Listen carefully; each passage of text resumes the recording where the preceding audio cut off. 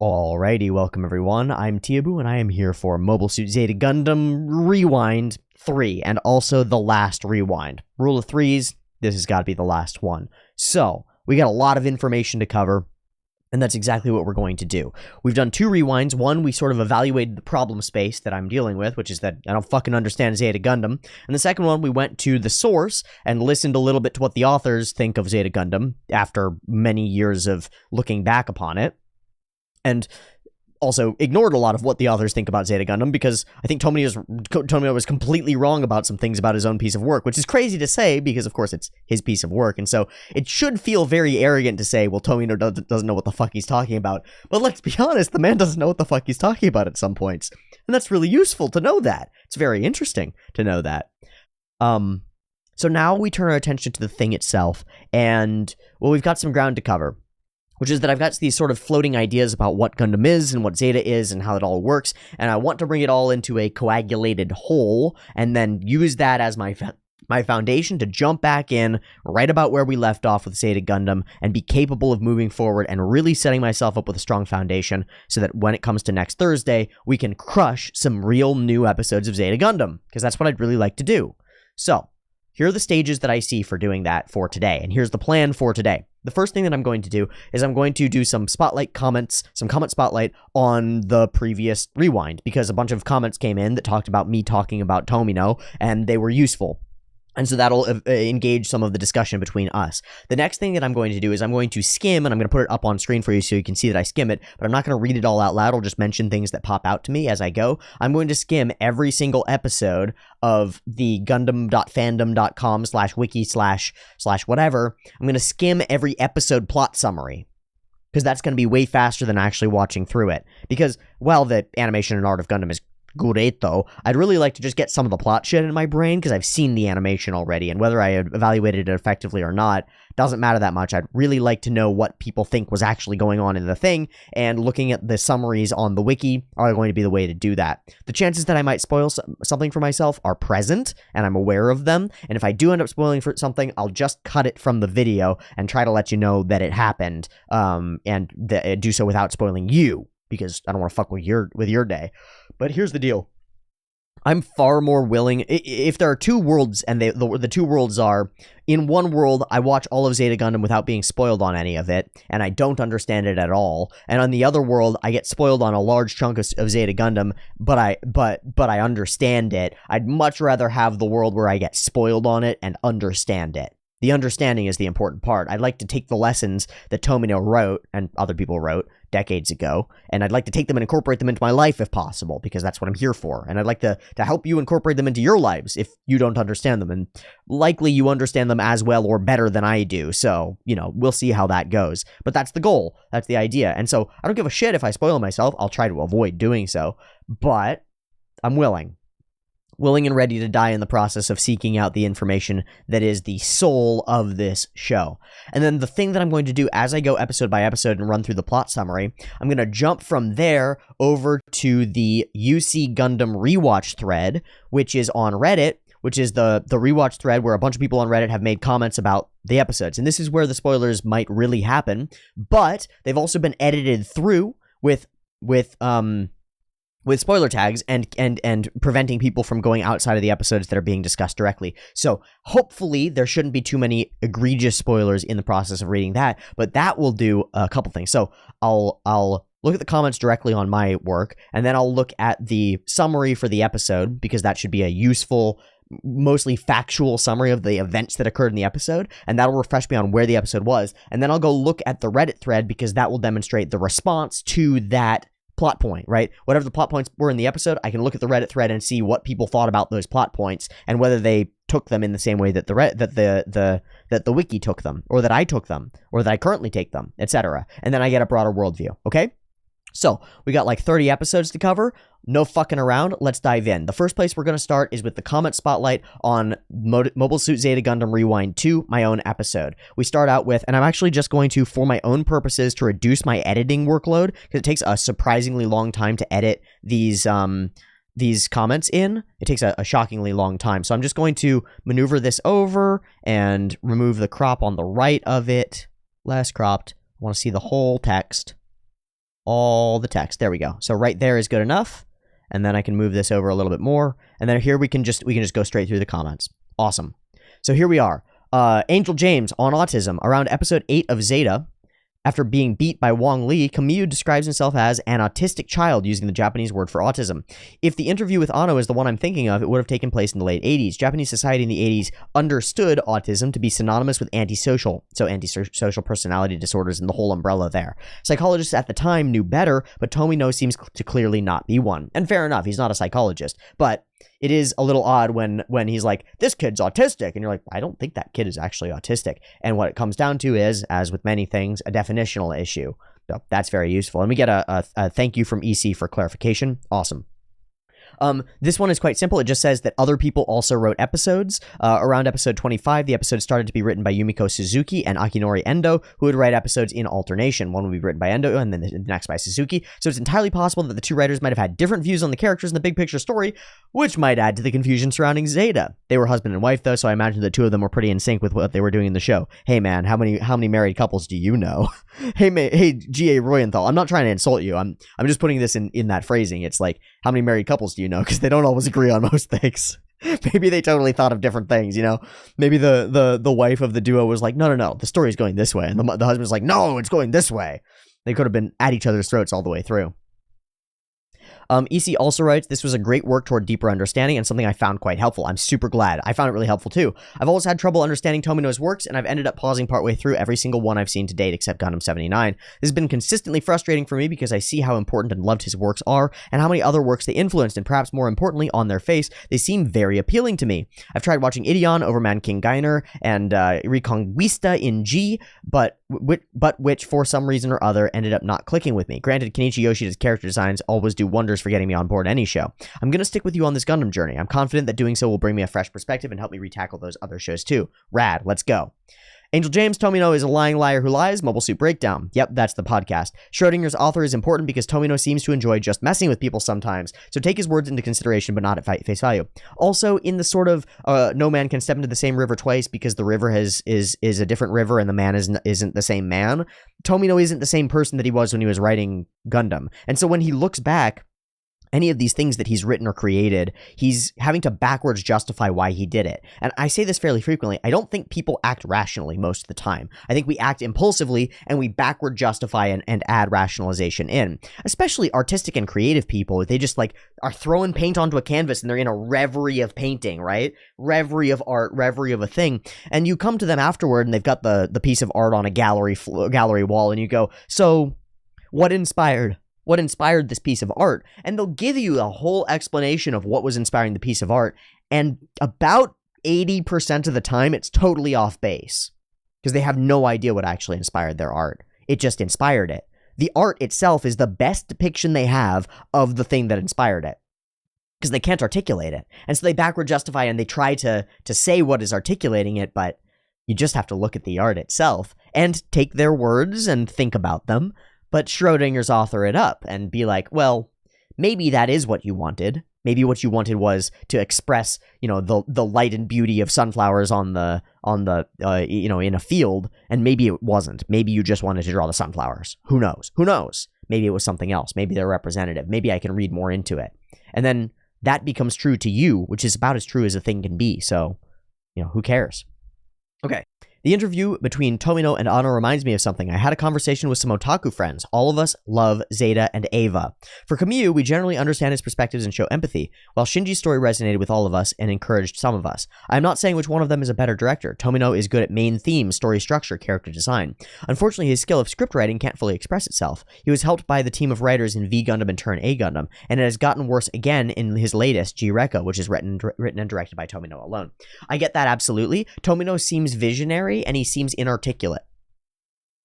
What I mean is, I think he sees very well and can't express what he sees as effectively. He expresses it in the inarticulate, more in a dream space, more in a liminal space. And so anytime that he tries to actively and accurately articulate what he's going for and what he has seen through, right? And by seen through, I mean seeing through social waves, seeing through the zeitgeist, seeing through the nature of people and the nature of these like antisocial youths, because he's been part of that. And he's seeing through those, and he's seeing through his own history and his own past, and he's putting it all into context in those ways.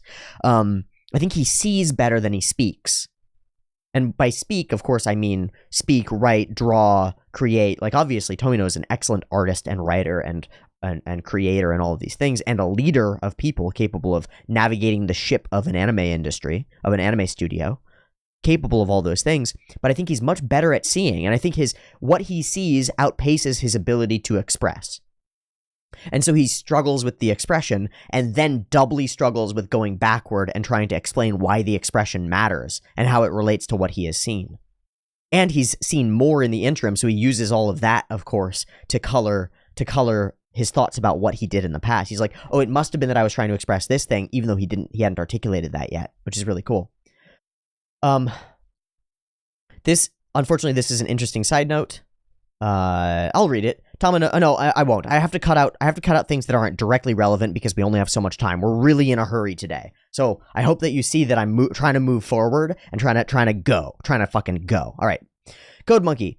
The interviews are definitely helping me, but also not. If someone was coming up with these interpretations themselves, a lot of it would read like wishful thinking. Knowing the reality does paint it in a different light. Maybe it's just my modern sensibilities of needing the direct tell at some point, but I also know how good it can be when we never get it. This is exactly what I'm talking about. Hot Labor Movie 2, when Arakawa is arrested, Goto asks him why he wasn't at Suge's side. We never even get a hint at the answer. His expression never changes and he walks off screen. You could throw up a dozen equally compelling theories, but one thing is certain from what we've seen. He's a very principled man with strong thoughts about society and war. Even without knowing his motivations, we get, I think, an adequate number of thoughts and deeds to point towards what could possibly motivate him, even if we will never know for sure.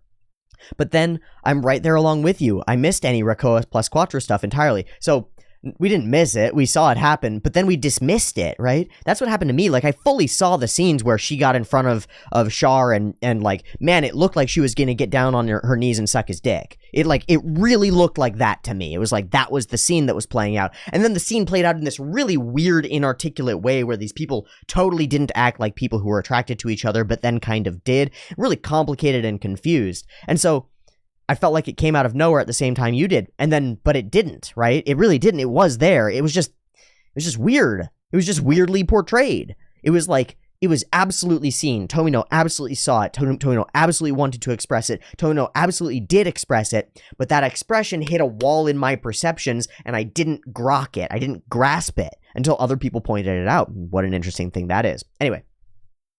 The whole attraction to men thing in the recent episodes, I thought what was going on was just some new type shit, but knowing the reality of how Rakoa was meant to be, I definitely was not reading that until we more or less get told it. But it doesn't feel like a reveal or even a turn, it feels like character assassination. She was with the Ayug, not the Titans, and acting on behalf of the Ayug, but did she really only care about Quattro? Maybe. What I thought I had been shown could not have possibly led me to the conclusion that Rakoa's motivation was trying to find a man to fulfill her life. The risk she took made me think more like it was the only way she truly felt alive, and that she would do it in spite of what any man would say. Not that she was specifically trying to find a man who could talk to her out of it. It's both! It's both, actually. Rakoa's got this idea in her head that is like, I have to be separate and self-focused and a strong female protagonist type of character, right? I have to be a pilot. I can't allow the men to do the thing. I can't allow myself to slip into the feminine norms, right? Is sort of her mindset. And yet she's magnetically drawn to the masculine men around her. And she's or at least the leadership ones, the ones with charisma. She's magnetically drawn to them. And she's magnetically, like she's throwing herself into chaos almost as if to get herself to stop.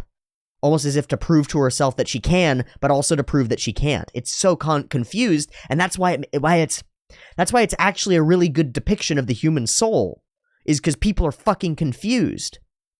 And it's especially a good depiction of the way that a man might depict or imagine a woman thinking about struggling with norms. Because that's what it is. It's Tomino, a man who does not have a female experience, writing a female experience from the perspective of a man who can never understand the female experience, right? So it's a struggling attempt to articulate something that he has no business articulating, but it's a try. And so seeing it from that perspective helps open it up to me and helps me care less about the things that I think are flawed about it and see it more as what it is intended to be, which is this emphatic representation of a potential feminine, right? Like something like that. Or the struggles of femininity, especially given Tomino's viewpoint, which is essentially that women aren't built to be pilots in the show, that they're going to be they're going to try to jump outside of the norms, and it will hurt them more than it helps them, is sort of his idea. And I don't know that I disagree with that, right? You know, since the time when Zeta Gundam was made, we've had a massive influx of women into the workforce, and that's literally the idea, is like, the workforce is the pilots, the military is the pilots, and women are entering the pilot force, right? And how does that go for the women?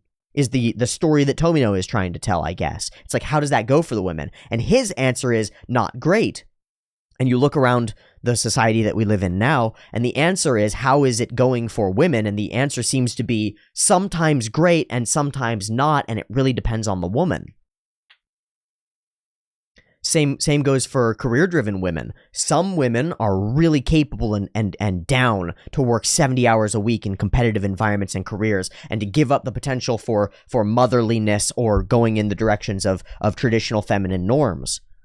Some women are great at that. Some women get told that that's who they should be, and it tears them up, because really what they want to do is raise a family.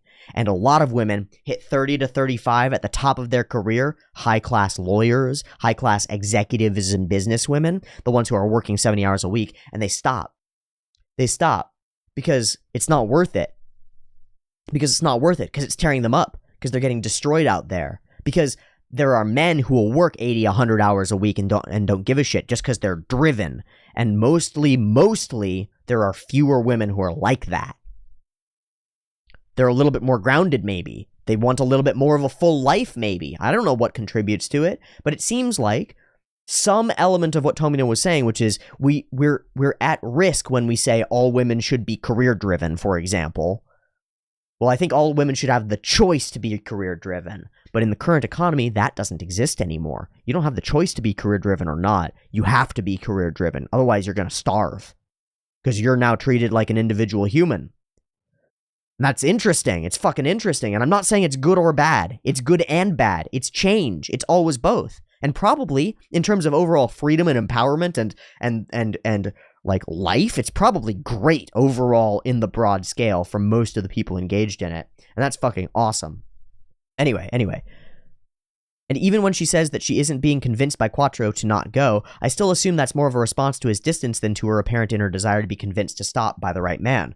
But is it the show failing to show me, or me failing to see what I was shown? Both. Both. It's always both. And we still have yet to see her resolution either, so maybe we get more that defines yet. Remains to be seen. I agree. Okay, and so that's it. That's the simplicity of the video comments for that, and now we can move on. So we'll close this. Actually, what I'll do is this. I'll just do Zeta. So here I can just go through, and I can grab any of the episodes. And look at the comments on them, and I'll do that in line with. So I'll look at the plot summary, I'll look at the rewatch thread, and I'll look at my own damn comments. Okay? And those are the three things that we're going to look at. Great. So, Departure, the second episode. Oh, actually, I want the first episode of Mobile Suit Zeta Gundam. So we're going to start at the very beginning, the Black Gundam. We're going to try to get through all of these. Red Mobile Suit, single as wingman. And again, I'll run my mouse around where I'm reading, but I'm just going to be reading through fast because I don't want to. It'll take me longer if I speak this out loud. I'll just speak about the interesting things. The other Titans quickly grab Kamyu and start beating him up. Fucking making fun of his girl-like name. Primary candidate for military service. Has a strange sensation again. A lawyer, his mother, punches him, detained again, a rumbling and a collapse. And using the chaos, he runs past his mother, gets in a jeep, and drives away. The hatch opens and Jared assesses the damage. Another Mark II flies the building to help out Jared's. He jumps off the jeep toward a suspension bridge and thinks about what he's done. And then Quattro signals the ship Argama to fire a laser and blow an opening in the side of the colony. Ba-bam. Okay, so here we go. Here's the rewatch thread. I've already pulled up episode 1. And so, some goodies for the day. I only have feelings of gratitude in my heart towards fans that have taken an interest in my works, even if just for a moment. I am truly grateful. So as long as I can create works, I hope to invoke that sense of realism through anime and similar visual and expressive media. I believe that the symbolic expressive abilities of anime will always present new opportunities, so I look forward to what the younger generation will produce. Hell yeah. Hell yeah. Okay, deleted, something about an opening. A few fun facts. Quattro Bagina has a rather unfortunate spelling of his name. It's vagina, right? It's 4 vaginas? I don't care. It's 4 vaginas. Camus' karate captain at the beginning there is voiced by the same DA of Domon Kashu from G Gundam. Okay. Zeta Gundam had an absurd amount of behind-the-scenes drama. Love triangles. Told me to let the VAs know that their characters can be killed anytime he wants them to if he wasn't happy with their performances. Wow, Tobino. Wow, bro. His design for a more live-action Camus was inspired by Mark Hamill. That actually tracks. Holy shit. Oh, that's awful. Oh, I hate it. Oh, I hate it. Oh, no. Oh, no. Major spoilers, major spoilers. All right, whatever. I don't care. Why can't I have RSS, right? Or RES? RES settings, comments, comment quick collapse. Thank you, internet. Fuck me. Oh, okay, so this creates the bar, and that does it. I would have to click the, not that. The header? The header. Okay, I'll just click the bar, and that makes it go away. Okay, wonderful. That's very helpful. That way I can just close comments. Okay. Yes, the introduction to one of the coolest and sleekest looking Gundams, the Mark II Titans variant. Just something about a dark Gundam color scheme makes it look so fucking awesome. And also one of the cooler grunt mobile suits, the Rick Diaz. Forgot to make this a while ago, some sexy hair waving. Ooh. Oh, yeah. Oh, the sexiest hair wave. Look at that shit. Fuck yeah. Fuck yeah. What is that? Is that Precure? Yeah. Oh, it's Sailor Moon. Fuck yeah. Yeah, we're just gonna get lost in gifts for forever. Look at that. That's Asaka. Hi, Asaka. Hi, Asaka. All right, I'm done here. I'm done here. Go away. Some of the best mecha designs of the franchise. Believe it. If Jared wasn't such a douchey cunt and didn't call Camille a girl's name, literally none of ZZZ and CCA would happen. Awesome. Oh, with a name like Camus, it's understandable Shark Quattro thought he was sensing Lala. Totally. Camus is a really hot-headed and a new type. We knew. She must be on her period? What? That's a girl's name, but yeah, okay. After all that he did this episode, my guess is that he will leave and join up with Char somehow. That's exactly right. By the way, Char is even sexier now. Char said that they're in peace times, and I think the Titan group is up to something that will change that. That douche who said Camus is a girl name crashed into that place and didn't even seem sorry for it, because he's not sorry, because he's a beast, because he's Jared. Ooh, first-time viewer. Pre-episode thoughts. I squeed a bit seeing the white-based kids. Nice. Animation is better. Slap or punch counter. Awesome. There are going to be plenty. And the dark-haired girl with him is our new Frau Bo equivalent. Meh. It's a little different than you'd expect, but yeah, for sure. Huh, that space suit looks familiar. Interesting design. Curious about the AUG. Kid's aggressive. Head kick, cudgel to stomach, just plenty. Plenty of Mark II Gundams. Helping teenagers hijack cars. Each finger does something different. And it's pretty cool. All right, awesome. Oh boy. All right, that's a whole thing that people are doing. Okay. Fuck codes. Bomb the door. Very subtle Quattro. Good, good, good. Zeta, Char, Brightel-san. Camille is pretty hot-headed. That's why Zeta is so slap-happy. The animation looks much nicer. Totally. And we're going to end right about there on this chunk here, because that's about as far as we need to go, I think. And then let's go to episode 1 comments. For my YouTube channel comments, we have to go to the top, discussion, change to a version that has different.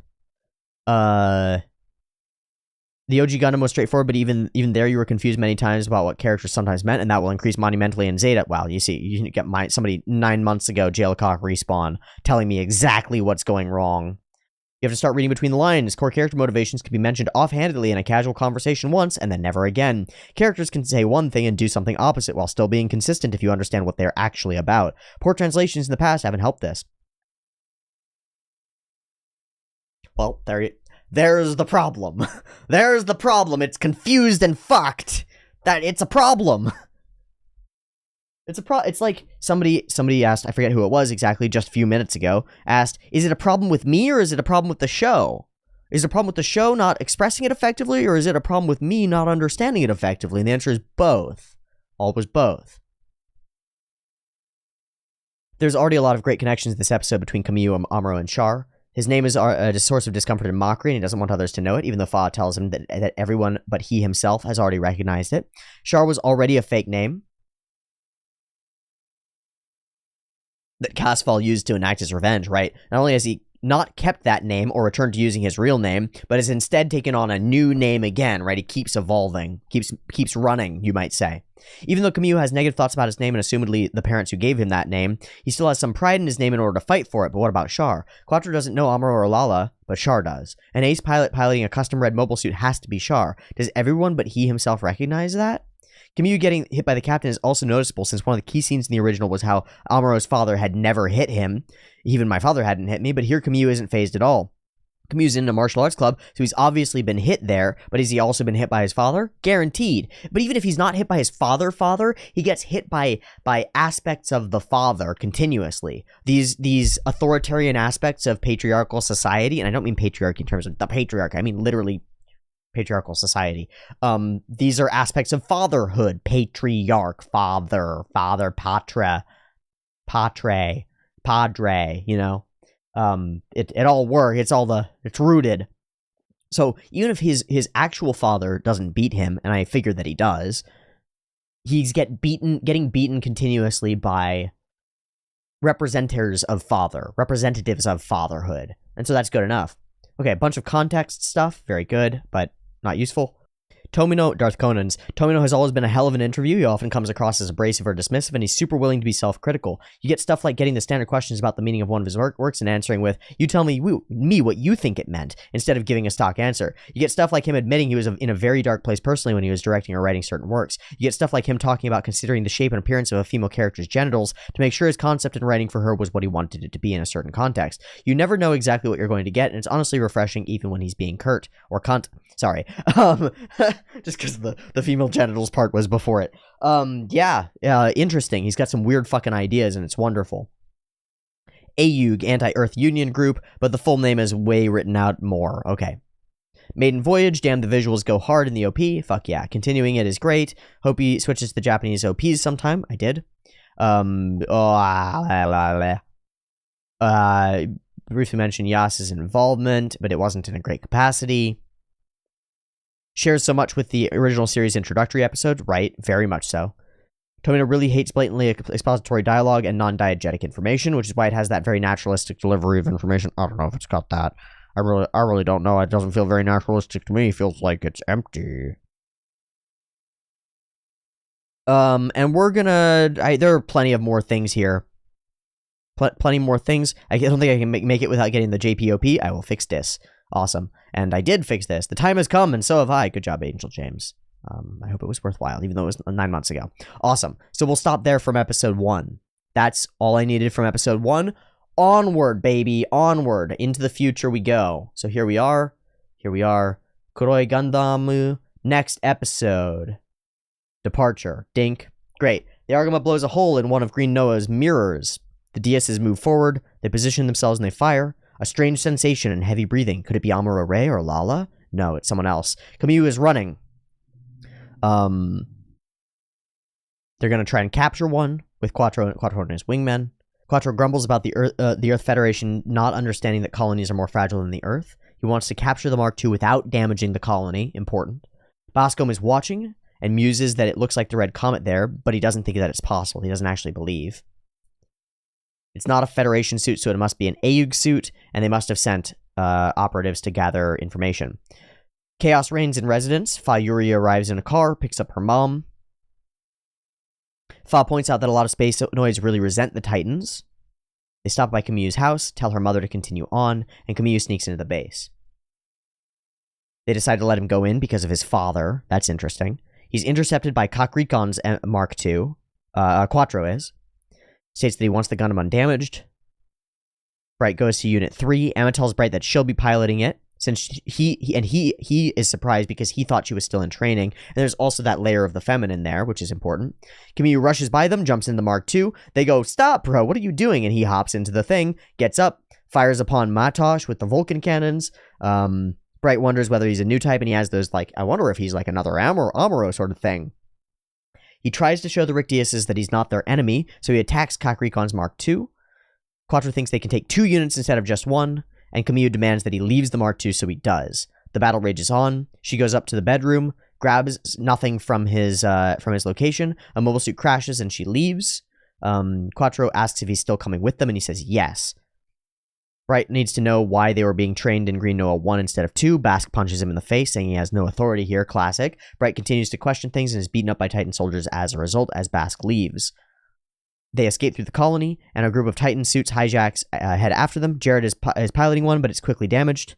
Signal flares invite a barrage of laser beams, and the Titans stop their pursuit. And so Camus and the others head to the Argama, and off we go.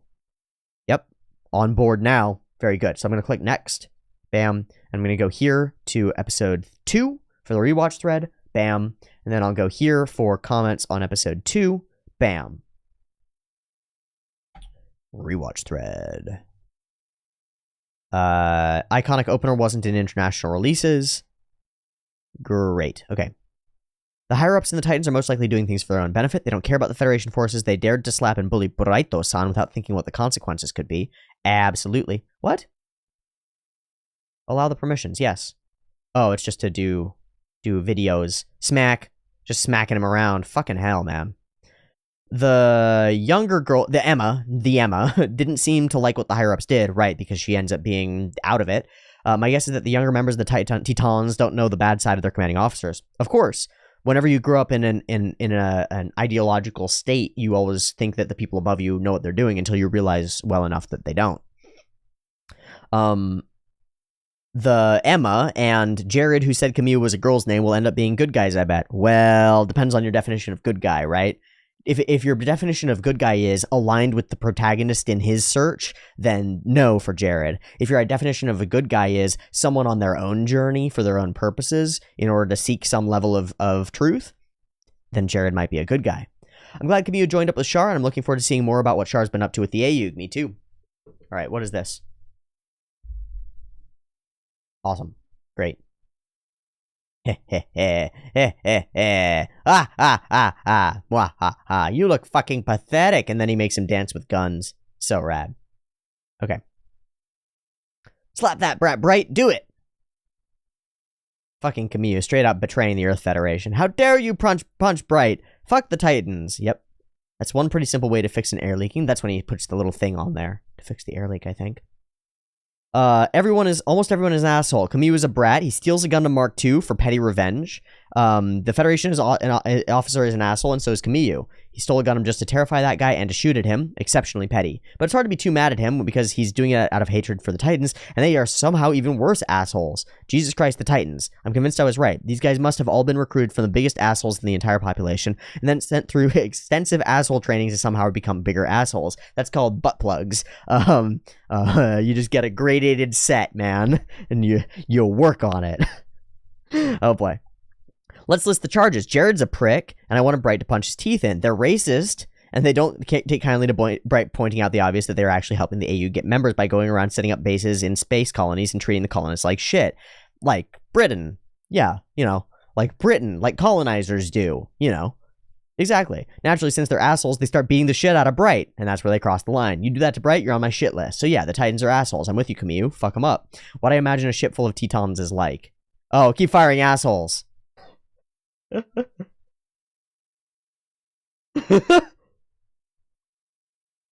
I knew it. Exactly the Tetons. 100%. Speaking of Bright, hooray! Alright. Immediately takes commands. He's willing to call it the Titans. Emma seems pretty good too. So maybe 2 decent people in the Federation. Camus ends up helping. We know Char's a bad guy, so I didn't anticipate this. Is Char a bad guy? See, we come back to the same idea. Char was at odds with the goals of Camus, but Char was the core protagonist of the story of Mobile Suit Zeta Gundam 0079, right? He's the core protagonist. He's the one who drives the action. Now, that's the antagonist as well. You could say he's the antagonist, but it's only a perspective thing. Like, he's not wrong, mostly. He's just willing to make serious sacrifices in order to get what he really believes he should do, which is tear down Zeon. Is he a bad guy? Only from the perspective of Amuro, who he's chasing around. It's really interesting. Oh boy. This is a big one. I don't care. Thoughts? Wider shot. Bright. Emma. So hot. Bright pick of her by Hiroyuki Kitazumi. Please don't be nudes. Oh, that's just rad. That's just a good picture. Fuck yeah. Good. Thank you. Camus steals the Gundam. Shit's all crazy. Awesome. Great. that's about as far as we need to go here. Let's hit the video comment. They're GM2 models. The Zaku's are hijacks, which are new. Emma dresses bright with the English loanword Kapitan, seemingly not as the military rank of captain, but as in the captain of a ship or a spacecraft. His formal rank was stated as commander or lieutenant colonel. Having not seen the show before, I'm not sure. And then Craig Starbird says this is correct. Sweet. Watching Bright get beat up is so infuriating as a viewer of the original series and acts as a succinct way of getting us to further dislike the Titans while reinforcing the idea that they're the oppressors in this situation. Bingo. Also makes for more World War II parallels because the use of corporal punishment is a really easy way to make domestic Japanese audiences think of the Imperial Japanese Army. Awesome. Speaking of, you're definitely right that the political theater of Zeta Gundam feels more fleshed out than the original series, 100%. I think that has to do with the staff and sponsors' willingness to place those elements more prominently, though it definitely doesn't focus on the matter as keenly as something like Fang of the Sun Dogram or Legend of the Galactic Heroes. A little fun fact, the Mark II wasn't intended as the main mech of the show, but as the proposed designs with the concept that Bandai wanted for the main mech kept getting rejected by them and designers got told to go back to the drawing board, the Mark II was designed from the 0079 designer, Kunio Okawara, to make it for a safe design to market. Simple. Video quality should be about the same. There were American BDs and stuff. Great. Political situation. I think this is a good comment, so I'll read it. Darth Conan's, one of the things I've always loved about the political situation in Zeta is that setting aside the special inside look we get at the Titans as a viewer, it's completely understandable why they were created and why everyone is doing what they're doing. Zeon started a war that killed half the human population, and the remnant Zeon forces have been causing trouble, to put it very mildly, for almost a full decade since the war ended. Politicians and bureaucrats who take or create more power for themselves almost never relinquish it, even if it was supposedly done for the right reasons, for good reasons in the right place, and now you have a barely restrained elite task force within the Federation military who operate practically without oversight. Things like temporary emergency measures should terrify normal citizens because they have a bad habit of becoming permanent, right? Martial law turns into dictatorships relatively frequently. And then you have the Ayuk. Even if you know nothing of the rest of the series, in 2 episodes we're shown that they're apparently active enough that the Titans openly question teenagers about them and immediately blame them for what's happening.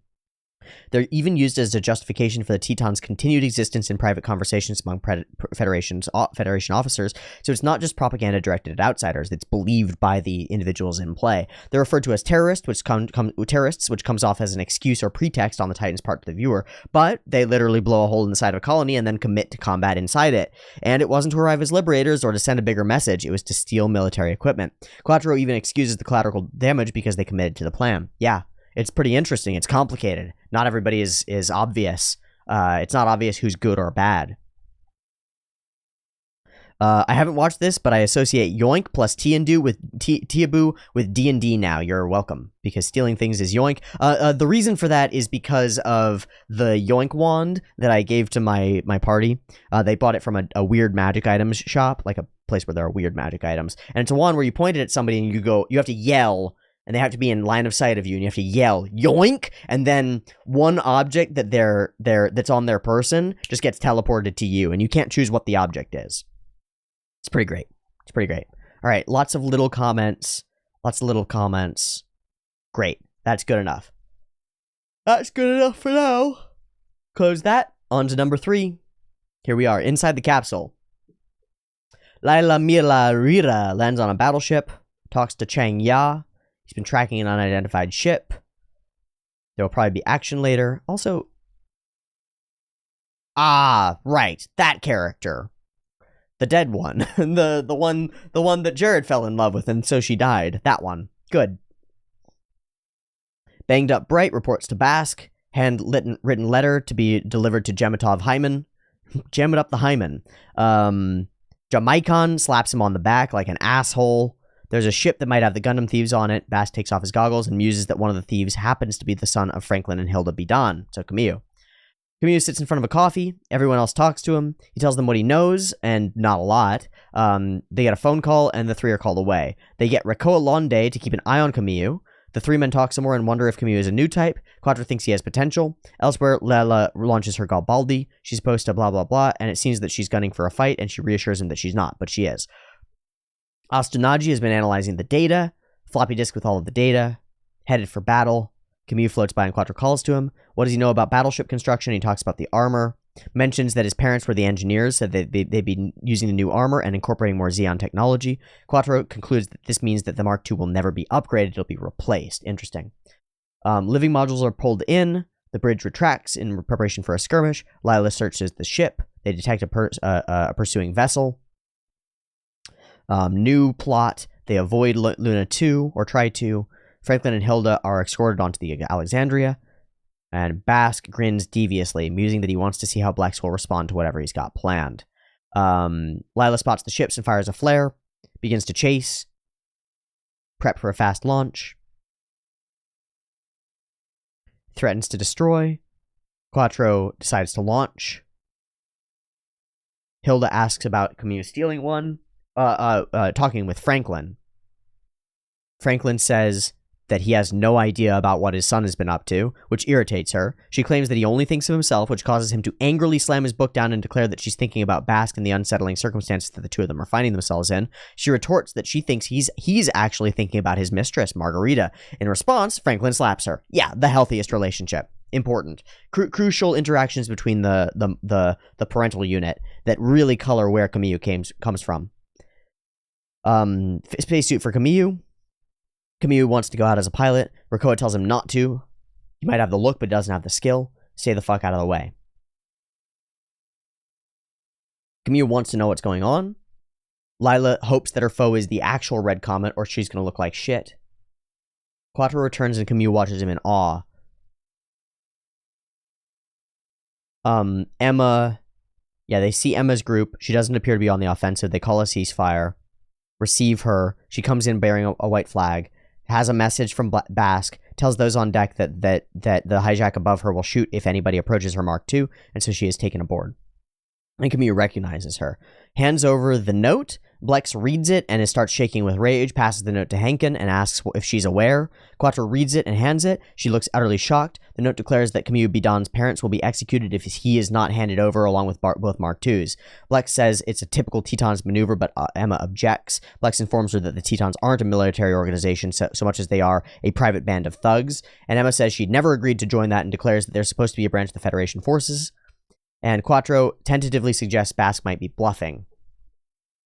They hear about the hostages, and they speculate that they're Camus' parents. He's oblivious until he floats up and is inadvertently told about his parents by another crew member. He finds out in a different way. They sight the small capsule, a small glass capsule with red and green blinking lights. The mother. Shoot the capsule if it's in danger. Oh, Jared, right. Jared opens up his orders and reads them, which tell him to shoot the capsule if it's in danger of falling into enemy hands. And Jared has decided the capsule must be a bomb with enough power to destroy the Argama. Emma is in utter disbelief. She wonders where the other hostage is, as there's only one person in the capsule. Camus has climbed into a Mark II, tries to be valiant and save his mom, and it's too late for others to save him. Emma realizes that Camus must already know. And Jared wonders why Emma's in such a rush to leave, and then he realizes that the Mark II isn't his. Jared locks in and starts shooting until he notices it's heading for the capsule. Inside the capsule, Hilda is beyond terrified, especially as she sees the Mark II. She's unaware that her son is at the controls. Camus closes in on the capsule and reaches out with Mark II's hand to pick it up, and Jared takes his orders seriously, and he shoots, hits the bomb, and plans to blow up the Mark II. And of course, it hits the glass capsule, shatters it, and exposes Hilda to the vacuum of space. And so he watches the glass scatter and his mother float away. And everyone watches in shock.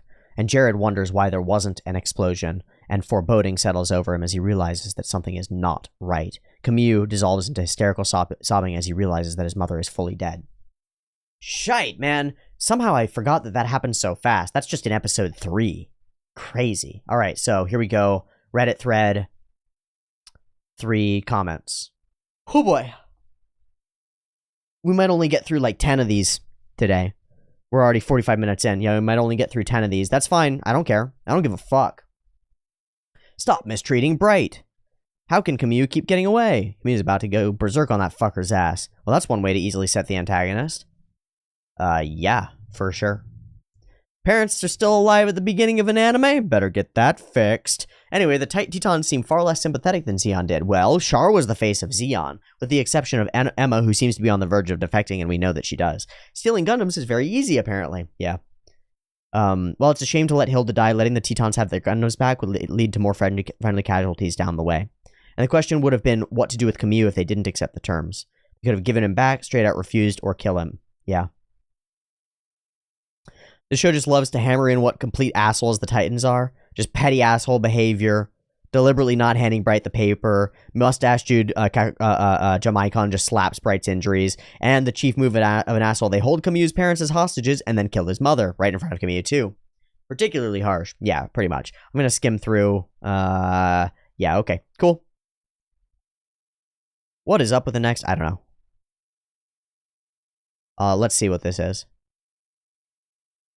Is Emma to become Camus' new lover? It's a good question, I guess. I was wondering. Who Camus gonna get dirty with? Because it's gotta be somebody, right? It's gotta be somebody, right? On that day, the AU received a grim reminder. One of my favorite shows was the one where a boy sees his mom get murdered right before his eyes and then goes on to kill a whole bunch of Titans. Oh, so it's Attack on Titan. Ha ha ha ha ha. That's a good joke. That's a good joke. More intense with every episode? Yeah, and fast. I mean, we go from, kid's an idiot, gets punched a bunch, to just like, murdered his mom in front of his face. Fucking awesome. Alright, that'll be it for that. For the rewatch thread, bam. Video comments for 3. Tomino doesn't play, lol. He goes as darker than you'd hope for in robot anime. Indeed. Let me translate these. It's talking mostly about the popularity of Gundam models and such. Opening song that left an impression on me. Okay, cool. I'll go to the top comments now.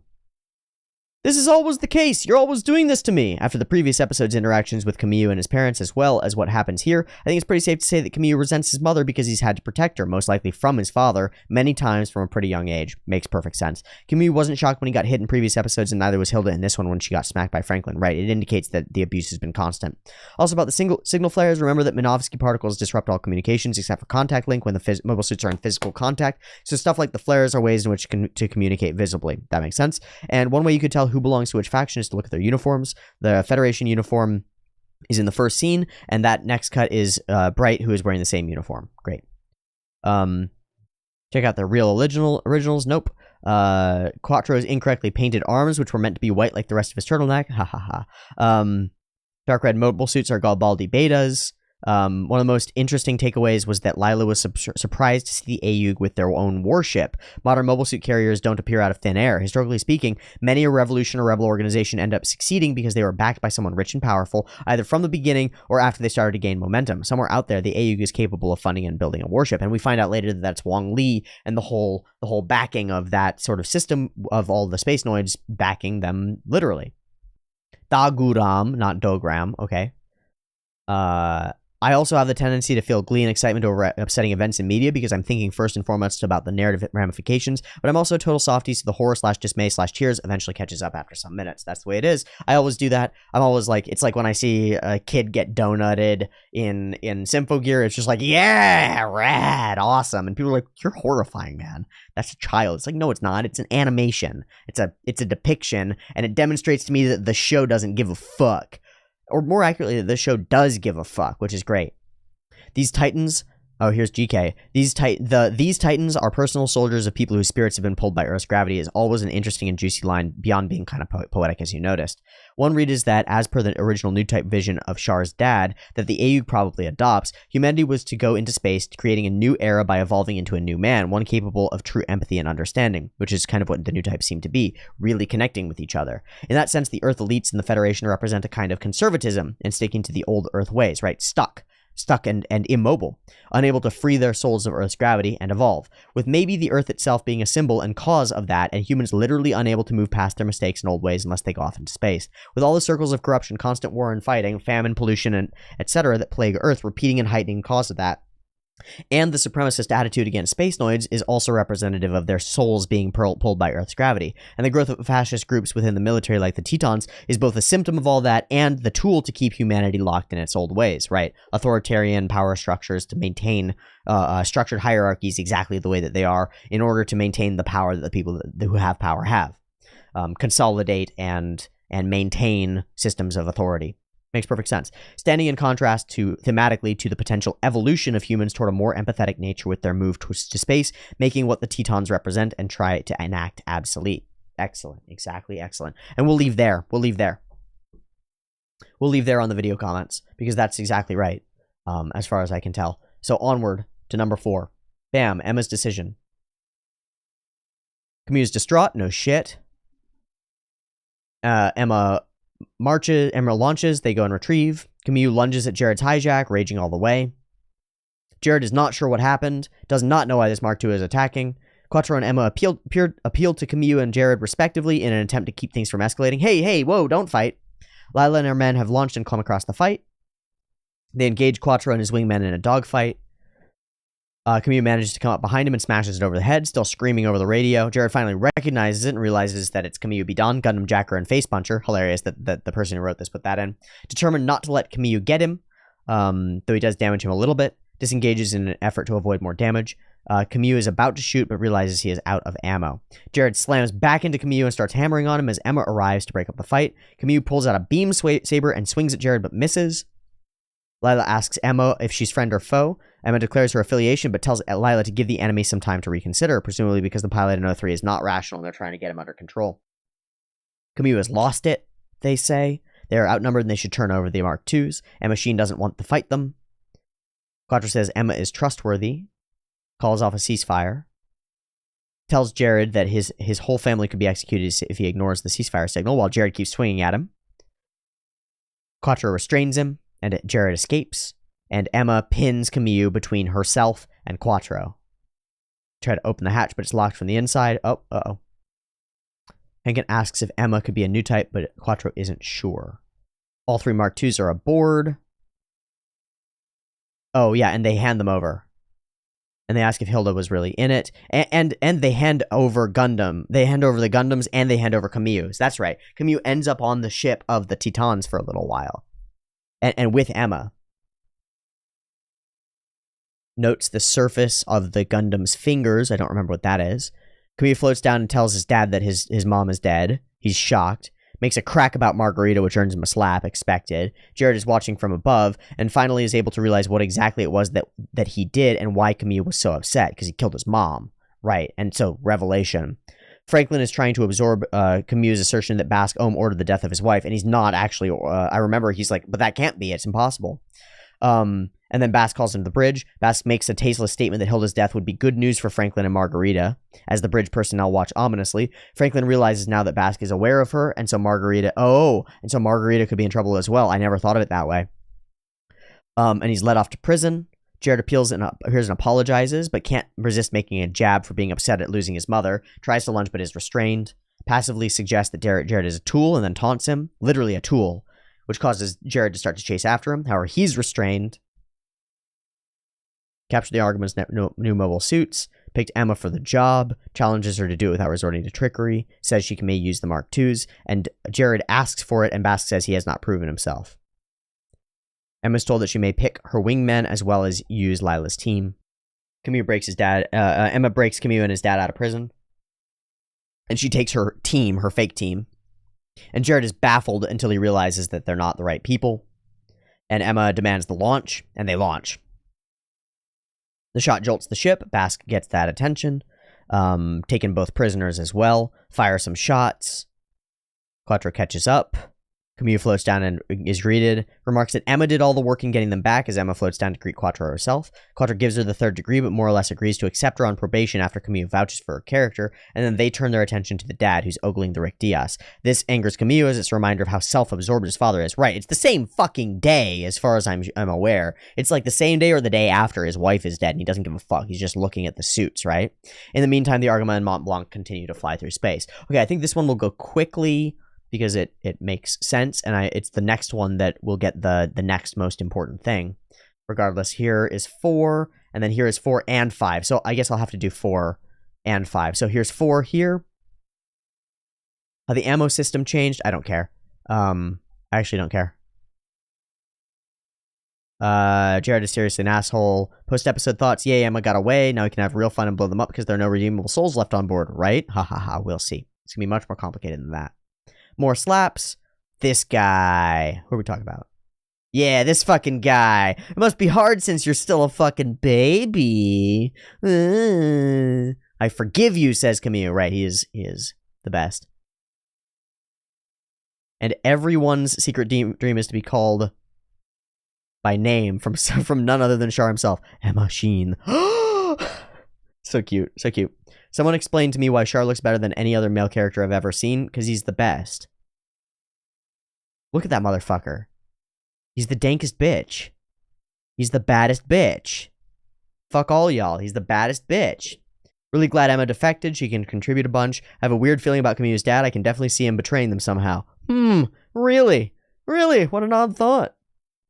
It's almost sad that Kamiyu's dad can pilot better. He designed the mobile suit. And then somebody's like, well, Amuro's dad designed his, but he was probably unable to pilot. Yeah, he had brain damage. He was Dane damaged. All right. Kamiyu is still enraged. Kamiyu tried to, yeah. Yeah. Boy.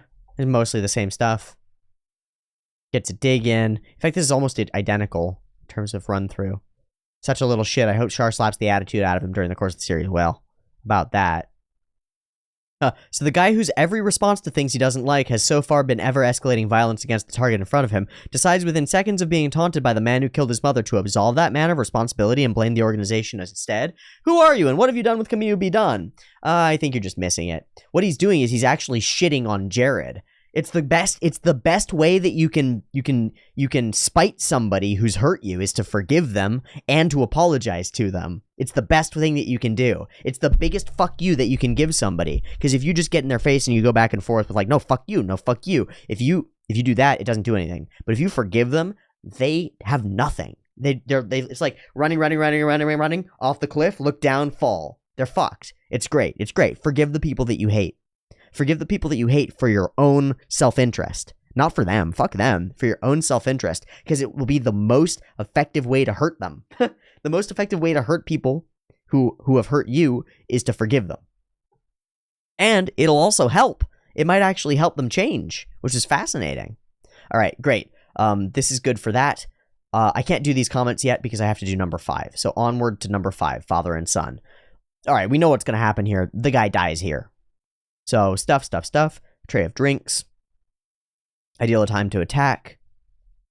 Franklin is bossing the mechanics around. Goes over and grabs it.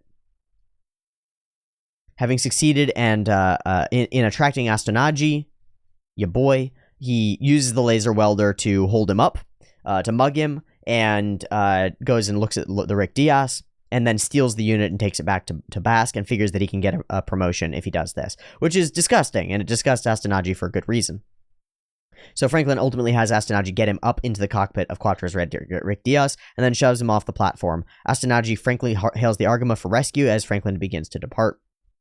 They become aware, they have launched ahead, find Kamiyu struggling over whether they'll launch his suit, apologizes for his father's actions, and declares he must go after him to make atonement, and Quattro wonders whether he actually can. Quattro jumps in the cockpit and launches while Kamiyu is restrained. They banter. There's a discussion on the bridge about the Xeon ace known as the Red Comet, and both men agree that they suspect that Quattro might be Char Aznavour, but they don't know. Fascinating. Okay. Because to me, it's so obvious, obviously, as we're watching it. It's so obvious, but it's not that obvious. Kamiyu managed to slip, speculates that his dad stole an MS so he could run back to his mistress. Not quite. Rakoa voices an objection, but is told not to defend Franklin. Great. Jared wants to redeem his honor and improve his record. Franklin is looking for Basque's ship. They grab him. He realizes with a thrill that he's battling against the suit he designed, and this makes him think of his girlfriend. One of the AUG suits seems to be firing on the others and realizes this will make things much easier. Fire the mega particle cannons. Kamiyu dupes the technicians, gets into the other Mark II, and launches despite having one arm. The bridge is aware that he's doing this, but they permit it because it gives them a chance to see if he's really got potential. A gunfight erupts, and that disrupts Basque's transfer. Right, he was going between the two places. I forgot about that. Kamiyu catches up, aims at his father, can't shoot, they hang in midair. And Franklin is shocked and begins to fire. Just doesn't give a shit, and then runs out of ammo, gets the gun swung at him, and then they are fired upon, and one of the shots pierces the Rick Diaz. Franklin manages to bail out of the cockpit, and starts to float over towards Mark II, right, and then doesn't get far enough in time in order to avoid getting hit by shrapnel as it explodes, and he watches as the body is flung away, and in his dying moments, Franklin remembers his mistress Margarita, right, and I would add something to that, which is that, to me, it was distinctly a memory that I have. I remember, it's not in the show exactly, but I remember thinking very explicitly that Franklin was going to try to throw Camille out of the Mark II in order to save himself. Like, he was literally going to sacrifice his own son for his own salvation, which is it's the worst thing that a person can do as far as I'm concerned. It's right about the worst thing that he can do. And so he dies there. Fantastic.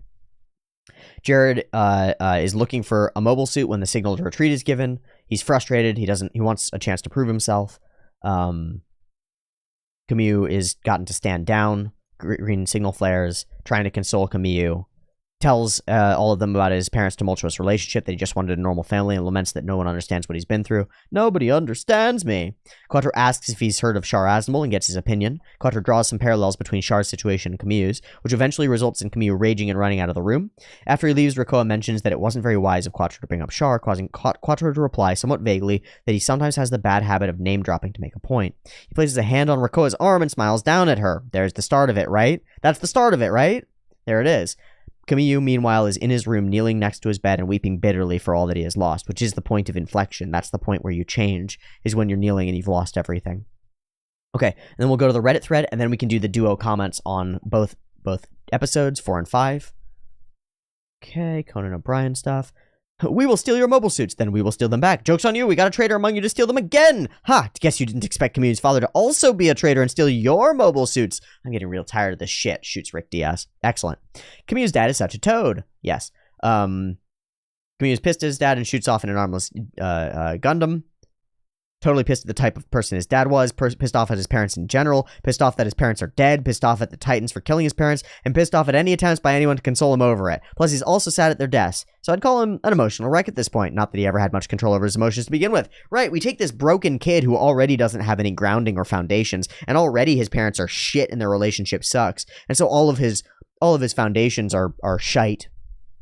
And then you kill his parents and destroy everything that he loves and take him and put him in an insane situation, and you expect him to be a healthy human. Ha ha ha. Fun. Of course. Hey, have you heard of this guy who is totally not me, I swear? Yeah, he was an idiot. Anyways, given how dependent on actual visual targeting they are due to Minovsky particles, you'd think most space combat suits would be solid, low-gloss black. You would think. Ground combat would require more elaborate camouflage scenes. Infrared still works, and the cockpit images are CG overlays based on IR signature. Oh, okay. I didn't know that. That seems cool. Doesn't really matter. This is a bunch of stuff. Camille's family is very messy. Definitely appears quite the teenage angst, but can you blame him much? No. Can't blame him at all.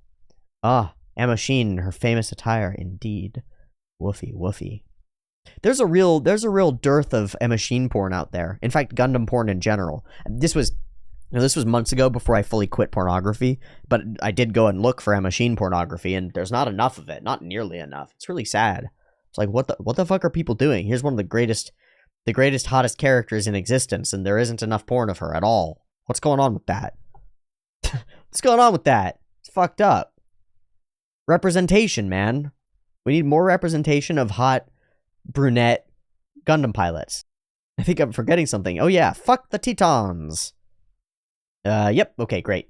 And that's gonna be it for that, so let's go look at our comments.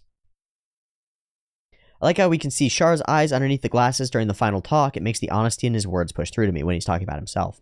I think the intro scene is supposed to foreshadow Franklin's fate. He ends up the same way as that Zeon soldier floating in space forever. Later, the narrator says that people took the act of giving birth and raising children far too much for granted. You could easily replace people with Franklin, and it would sum up his attitude toward his son Camille, and possibly toward his creation, the Gundam Mark II. He seems to be equally resentful of both of them by the end. Whilst the narrator is saying all of this, the camera seamlessly pans from the vacuum of space to the inside of a colony where a swarm of butterflies fly in a manner that resembles debris from a breach in the side. I think this is meant to symbolize that while life can thrive in space, the line between life and death is paper thin, and people can often lose sight of that. Few people to understand seem to lack this perspective more than Franklin B. Dunn, never showing any respect for the people around him, nor the dangerous situations he finds himself in.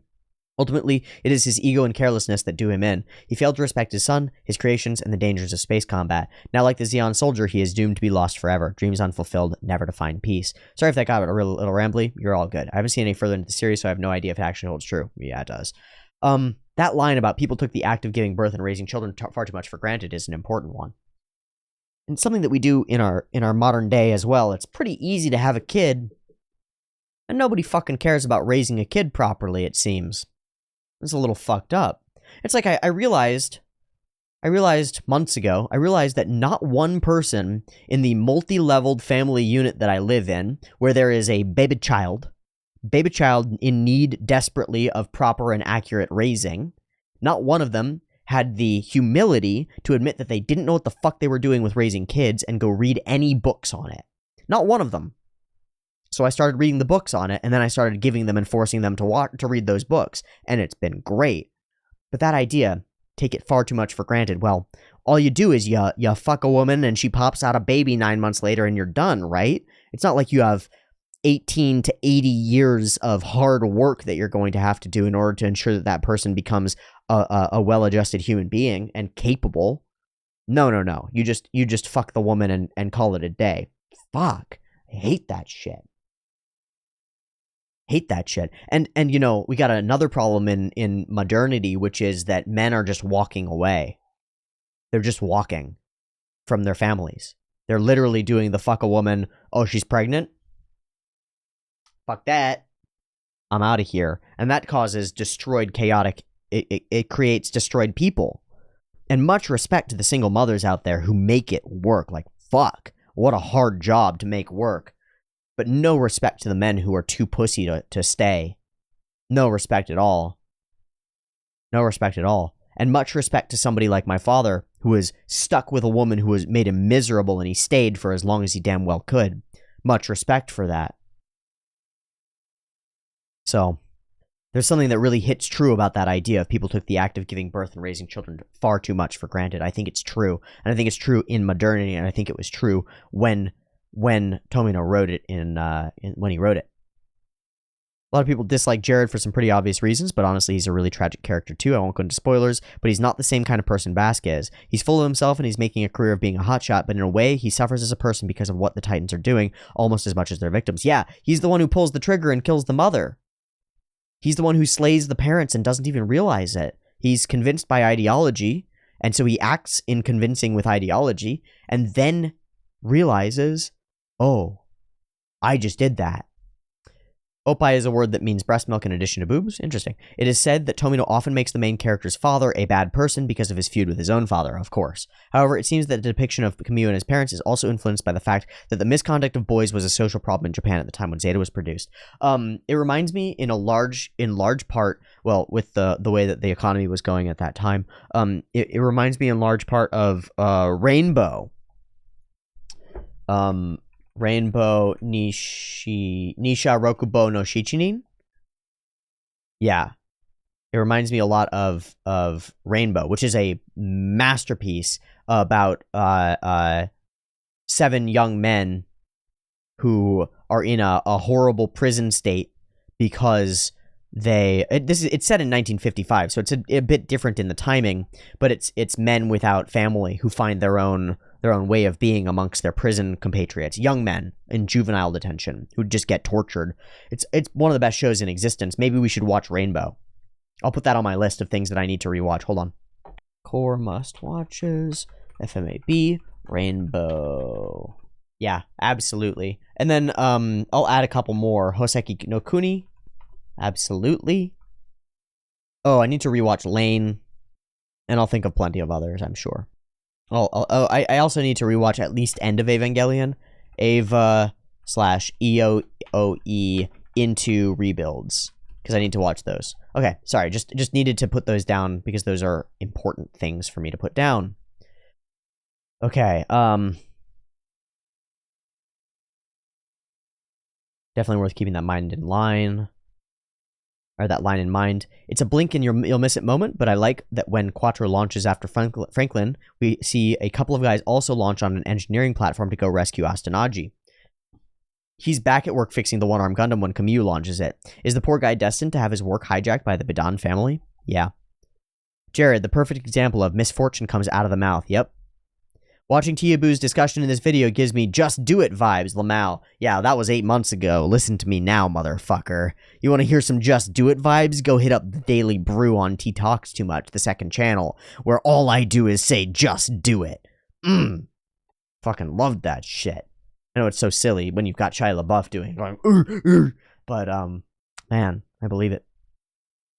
The Titan leadership. Okay, so I'm going to go through this one. So at about 4828 or 1952, one of my favorite little scenes or shots, with Captain Henkin just hanging out at a 90-degree angle compared to Blex while they discuss this fight. I feel like this goes along with the comments about how good the animation is in the hallways, too. UC Gundam is more or less committed to having zero-G in general, but Zeta still stands out in this case among many other things. It feels like the show takes special care with the particularities of how characters move, float, and exist with and without gravity. This could be a quite literal example of the idea of freedom versus being weighed down by Earth's gravity.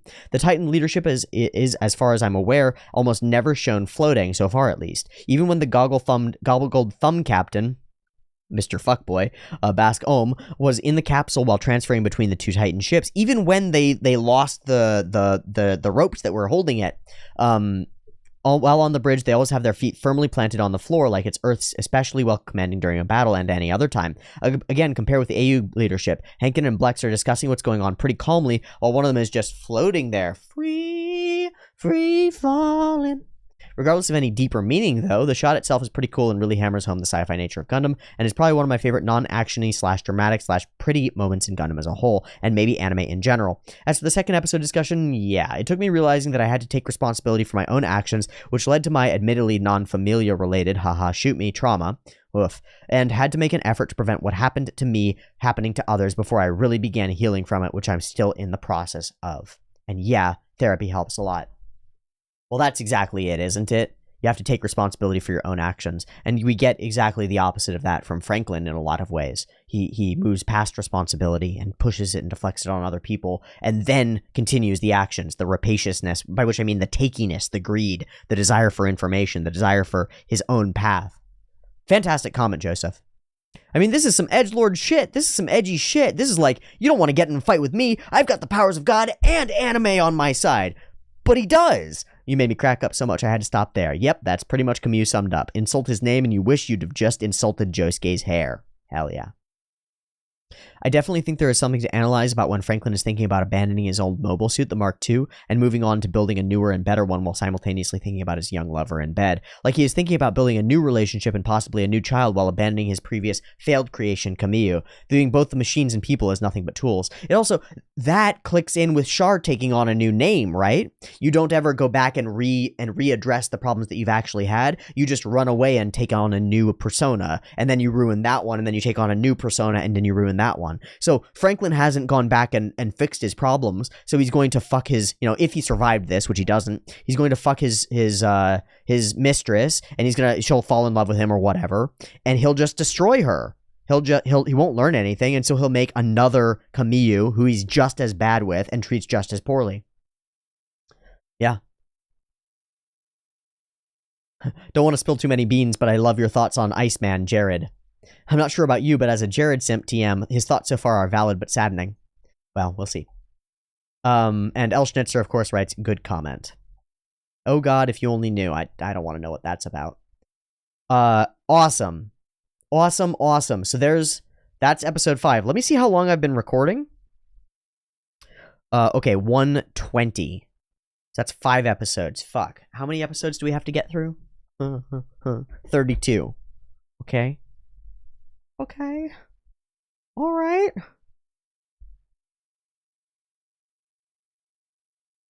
So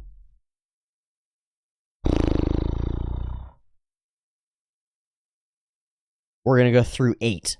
That's my goal right now. We're going to get through 8. That way, 8, 8, 8, 8. We can do this, break it up. I said before I wanted to get it all done today. I'm wrong. I was just wrong. I promised that this would be the last of these. It can't be. There's too much stuff. It's too dense. It takes too much time. Even, you know, we just charged through 5 episodes, which on its own is almost 2 hours of content, right? Just to watch it is like 2 hours. And we did that in like half the time and evaluated all the different comments on stuff on it. And we did it in half the time and it still took an hour. Right? It still took an hour. So, the fuck are we gonna do with that? I don't know.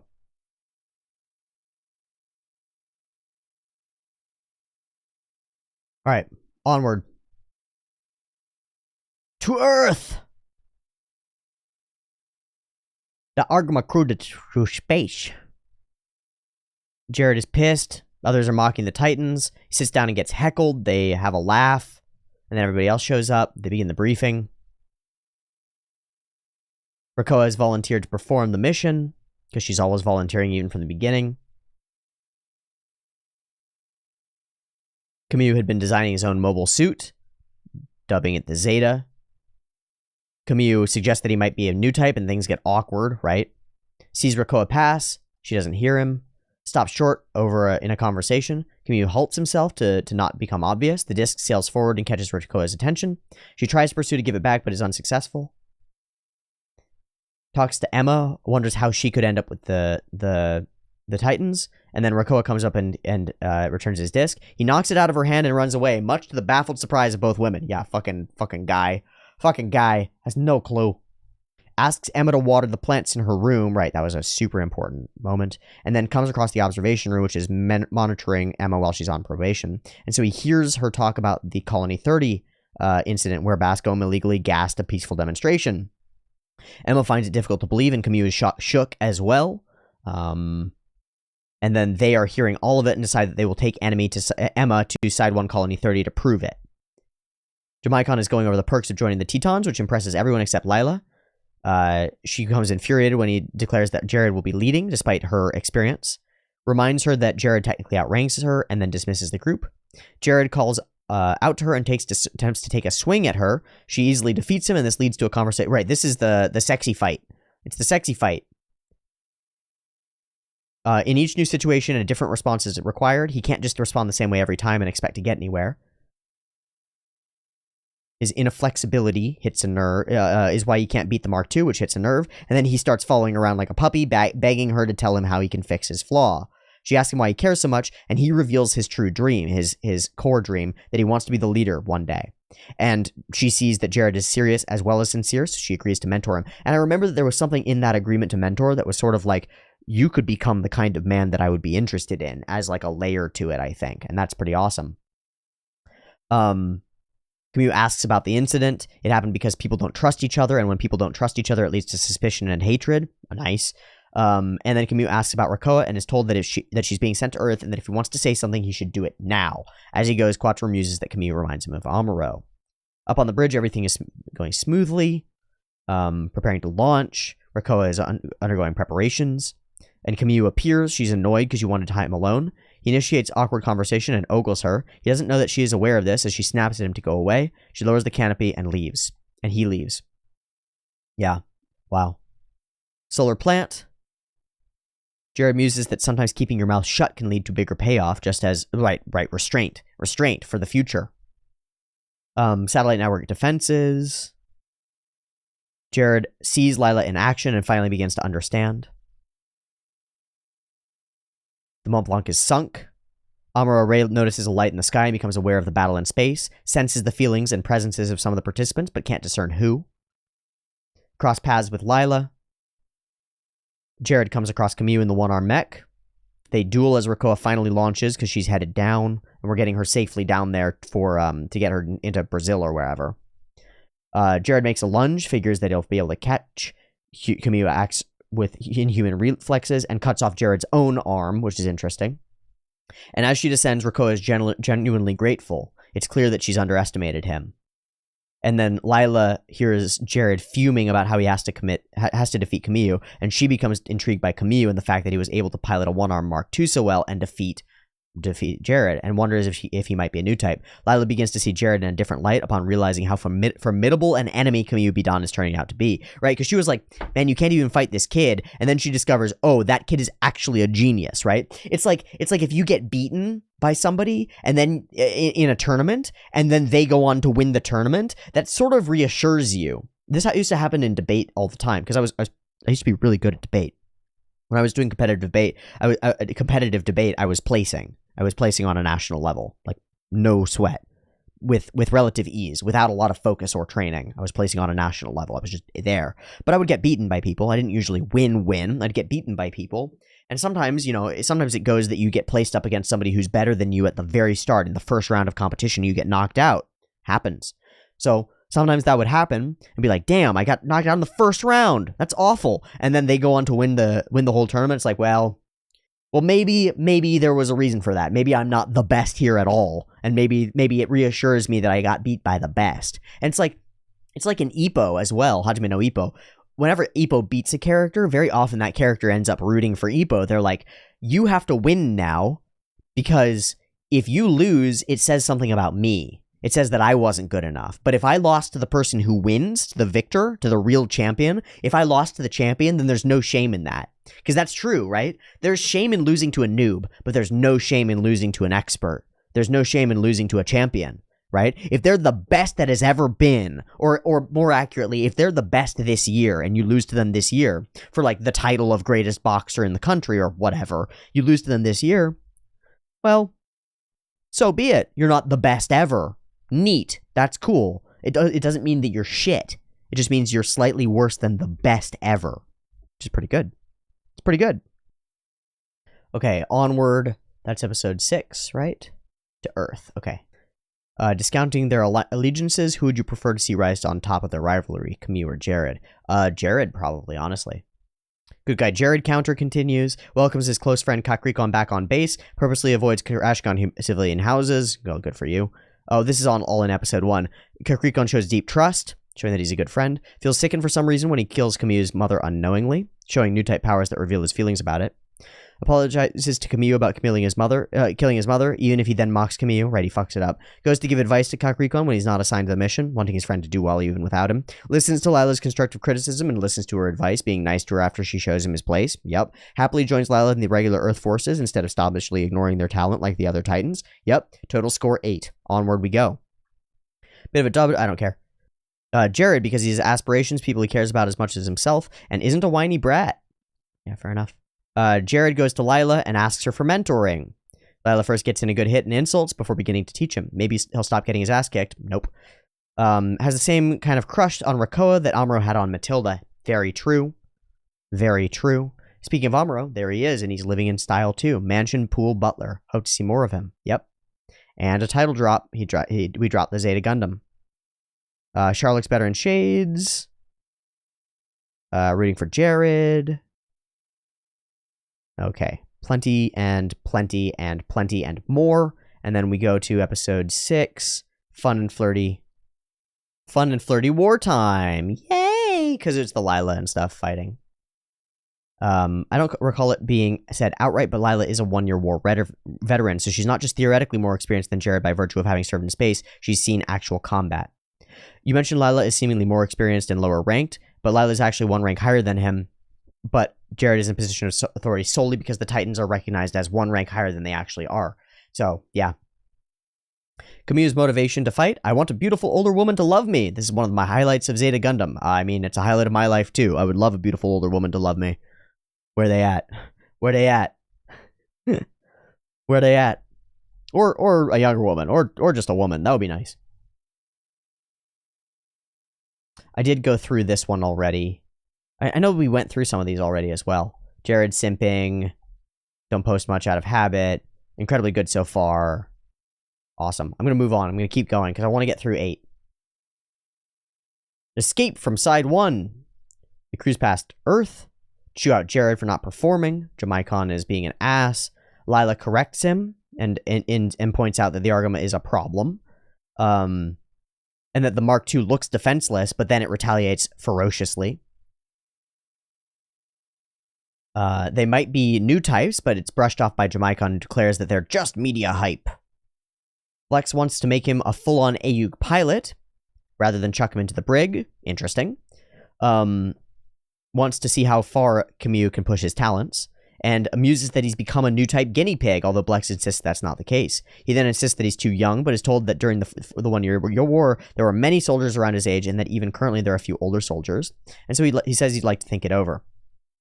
Camille finds Quattro and asks him for advice. Quattro says that he's of the same opinion. He'd like to see those abilities further developed. Camille says he's frustrated, or becomes frustrated, and says that even if they want that, that doesn't justify throwing a young person in the middle of a war. And then Quattro mentions, sort of non sequiturs, into the concealment of new type war hero Amuro-Ray's whereabouts by the Earth Federation government is a display of their ignorance and indicative of the fact that the souls of the Earth's residents are held down by gravity and can't fly and be free like they should. Crazy, but exactly right? They should be holding Amuro on high and saying, this is the future. This is the leader of our world, right? Like, this is what we should aspire to be. And no. Kamyu asks what his becoming a pilot has to do with that and becomes frustrated when Quattro repeats himself. So he decides to change the topic, asking if he'll get officer's benefits for joining and why Quattro himself became a soldier. Quattro replies that it's the only way he knows how to make a living. And then they enter Side 4 airspace. Lila's showering. Jared bangs on the door. She lets him in the nude, totally. And he tells her that if he's going to lead one day, he has to be able to deal with guys. I gotta be able to deal with this shit. All he wanted Lila to do was to show him how to fight in space, not protect him from verbal abuse. And she says, I'm not trying to protect you. I'm just trying to tell Jamaicon about the Argama. And then Jared demands to know more. And she becomes rather self-conscious at his stare because she's in nothing but a bath towel. Quite interesting that it takes that time. Grips has begun its move. Fascinating. Could be headed toward Side 2 or toward the moon. Jamaicon holds a briefing. They propose splitting the fleet. Jared asks why she was pushing Jamaicon's buttons, and she says she did it to show Jared why she dislikes Jamaicon and men like him, and subtly implies that she would find Jared quite attractive so long as he takes care not to become that kind of man. Jared seems to realize this, and he asks Lila to go out for drinks with him the next time they meet, and she accepts. And that's about as close to a death flag as we can get. Because it's like, oh, great, in the far future, someday we will date. Great. We head toward Colony 30. It's a desolate, windswept place, and we show Quattro and Emma all of this stuff. Her head falls into her lap, and he becomes disgusted. Why? How could someone have done this? It's easy to do if one doesn't actually see the victims or perform the task with their own hands. The more distance that you have, the easier it is to push the button, just like with drones. Lila and her men have entered the colony, and they split up to search to find an AU base that they believe must be there. We retell the sad story and the rally and the way that it went, and then the gas of G3. Emma is shocked and has trouble believing it, but it is believable. Stops and offers up a silent prayer for the dead children inside the school, and Lila spots him, takes him hostage, and they converse. Declares Quattro a liar, accuses him of being taken in by propaganda, spread by the remnants of Xeon. They exchange some more words, and then she flings Kamyu away in disgust and runs off. Kamyu tries to chase, but to no avail. They exit Colony 30, and its members prepare for attack. Kamyu launches into skirmish, and Lila finds him almost immediately. They grapple. He tries to reason with her over the radio. She's impressed and begins to wonder if he's always been the pilot. She decides that he must be a new type. There's no other way. He takes out one of the Galbaldis, and she begins to get freaked. Frustrated and panicking, she declares that she's an experienced soldier, and there's no way she would lose to a mere teenage boy like Kamyu. And suddenly, to her horror, Kamyu disappears from sight. Jared has also been watching and begs Jamaicon to send out reinforcements, and Jamaicon refuses, saying they'll let the enemy use up its resources first, and that Jared can use this opportunity to improve himself as an officer by learning to keep his emotions under control. But I want to be clear about something. I think it was really heavily implied at this moment that some of what Jamaicon is doing is Lila was specifically talking back to him in their previous conversation. I think he's actively doing you go to the front lines and get dead now, and there are no reinforcements coming. I think he's actually trying to kill Lila, which is crazy. Kamyu waits in hiding to ambush her, hits her Galbaldi and tackles, gives enough of an opening to fire off a shot from his beam rifle directly at her cockpit, and in her last few moments before death, Lila begs Jared not to take Kamyu lightly, for he's not a normal person. She also realizes that in viewing Kamyu as different, she has already regarded him with hostility in her mind without even knowing it. Right, there's already a prejudice there. This kid is different and scary. Jared watches the Galbaldi explode and cries out in frustration and anguish. Yep, he thought he could hear her calling his name, new type powers, and tries to raise her on the radio, only to be reprimanded by Jamaicon and told that the battle's over. With tears on his face, he asks her quietly what she was trying to tell him before she died, because he doesn't get the message, which was to take Kamyu seriously. Over on the Argama, Kamyu is being congratulated for making his first kill. There's no doubt now in the minds of all of them that he is a genuine new type, and there are even comments that he's like a second Amuro Ray. However, he's still not sure he wants to formally join the AUG and become a soldier, stating that his life is his alone and that he'll decide what to do with it on his own. Very similar to the sequence right after meeting Mr. Mustache in 0079, where Amuro gets in the brig and he's like, I don't want to do any of this, and eventually he's just ready. The moment that something happens, he's just ready. That's the moment that we're in here. He's refusing the call. Emma can sense an inner turmoil within Camille and a shift in his mind and wonders what it might mean. Awesome. And then on to episodes. This is 7, right? This is 7. So 7... Jared continues to learn from Lila despite demeaningness, respects enough to look away when he realizes she is indecent, does not want excuses to be made for his failures or want others to stand up for him when he's when he is in the wrong, is compared by Lila to Jamaicon, with Lila explaining why she doesn't like men like Jamaicon, implying Jared is different, at least now, and better than the smug/arrogant Jamaicon. Yep. Asks Lila out on a date, the same woman who beat him up and who was insulting him as an episode ago, because he has come to respect her and values her criticism of his behavior and skills. When Lila is out fighting and in a difficult battle, he begs Jamaicon to send reinforcements to help her, is heartbroken legitimately and brought to tears when he sees her die, and tries to understand what Lila was telling or warning him about, even as he is fighting off his own grief, showing he really genuinely cares about her both as a mentor and almost girlfriend. Yep. Death of Lila, and I'm sad again. They don't seem to believe in new types. Enabling Kamui by making him a full-fledged pilot after he's stolen the Gundam multiple times. Side notes, fan service, this time with Lila. And good thing, too. She's beautiful. And dead now. Damn. Yep. Dilemma of getting a young boy to be a soldier. Nudity, this wouldn't happen. Kamui always manages to get in problems somehow. A lot more reasonable than killing over money. Basque would kill for anything, Lila. The fight between Kamui and Lila proved to be really good. Old type is a thing now. Yep. Rip Lila. Yep. Kamui is Amuro 2.0. More bratty than ever. Indeed. Okay, great. And then we'll go comments. Not on this version of 7. This version of 7. One thing I like about the way villains like Jamaicon are written is that this episode shows a sort of dark cousin to Captain Picard's. It is possible to commit no mistakes and still lose. That's not a weakness, that's life. He actually did teach Jared a valuable lesson about leadership, particularly in a military context, to let the enemy tire themselves out and use up resources before you jump in to fight them. But he was also being a scumbag while doing it. It's possible to be a mentor and teach someone a lesson and still be an asshole. And similarly, it's possible to do everything entirely wrong and still win. Really good. Quality differential, this is all about production. I'm going to skip it. I love your name, though, Royenthal. Royenthal! I do want to mention that for Lila, while she doesn't agree with Bass personally, anything is better to her than space noise dragging the Earth sphere into another war. Remember, the zombies threw a colony onto Earth within the first few weeks of the one-year war and killed half the human population. She's also correct that the Earth Federation is moving into a more fascistic path, mainly through the Titans. She's of course not 100% correct, but she is very biased because she herself is a regular Earth Federation pilot. Yep. Whistle blown into the speakers is genius. Fun fact, a boatswain's bosun's call whistle is what you would use on a boat to gather the attention of the crew. I'm actually wondering if they do that through the speakers of modern naval ships. Probably it's digitized now, but I don't know. But despite everything, it's still a pretty good comment. Fuck you, Schnitzer. I love you. Eat a rat. Okay, very well. That'll be good for episode 7. Quick one in terms of the comments. And next one and the last one for today, the Dark Side of the Moon. Jared overlooks the adjustments being made to the Baldi Beta, which he plans to pilot in order to avenge Lila's death. Visit Kamui in his room. The Soul King seems to have something to do with Lila, his first kill. Emma talks about the subject of Lila once again, and he tries to avoid the conversation by leaving, but she follows. She mentions how she once met a young man on Cheyenne that she now realizes after coming to space and meeting Quattro was in fact none other than the legendary Amuro Ray, tormented for not being able to return to outer space, and that's why she joined the Argma.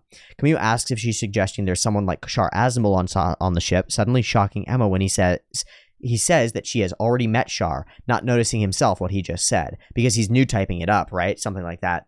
They're interrupted by pursuers. Jared receives orders to scout and confirm we're on the moon, blah, blah, blah, blah, blah. Kamui wonders if the pilot is Lila's subordinate, not noticing that Jared is actually luring them away from the ship so that he can battle alone. They face each other finally in single combat, emotions raging while they argue. Jared is astonished by Kamui's powers as a new type, but his lack of experience on a lunar environment allows Jared to get the upper hand. This is that big on-moon battle. It's great. Quattro prevents Jared from landing the finishing blow, saves him in the nick of time, and forces the Garibaldi Beta to retreat. They wonder about Jared's grudge, reprimands the boy for falling prey to such a trap, shrugs off his warnings, however. They port at Granada. A nuclear pulse on a certain asteroid belt. This is the work of the Axis, which began their journey to Earth. A person named Haman Karn is introduced before Kignon tells him that Grips has also started to move. And this ends when a message from Wang Li arrives. He wants to meet Quattro. Jamaicon is outraged by lack of supplies, convinced that Granada is deliberately refusing to supply them because they secretly support the AUG. Finds out that Jared got suspended, meets Kakrikon again, is told that he got important data and is on a mission. Kamui and Emma approach in their vehicle, a mountain of scraps made by the ruins of a colony. Tells Kamui that after witnessing for herself what happened, she can understand better what is the true purpose of the Tetons organization, and Kakrikon is listening from afar. McDaniel's hamburger restaurant, taken to the back room, meets Wang Li, a mobile suit manufacturing company, determined to launch an attack at the Earth Federation's stronghold on South America, Jabudo, but were reluctant. They should focus their power on the destruction of Grips. And it would cause pollution on Earth. Wong Li refuses to budge, failing to understand just how autonomous Grips really is from the Earth Federation, blinded by his political objectives. Karaba, the AU support forces on Earth, are supposed to help Quattro and the Argama crew go back to space after entering the planet's gravity well, and Kamyu and Emma are then ambushed by Kakurikon, and a fight ensues. Kamyu is inadvertently saved by a Haro toy, right, and takes the little robot with them as he and Emma escape back to Amon, and it's really implied that it is the Haro toy. Okay, and then that's 8. Oops, wrong ones. 8, there we go.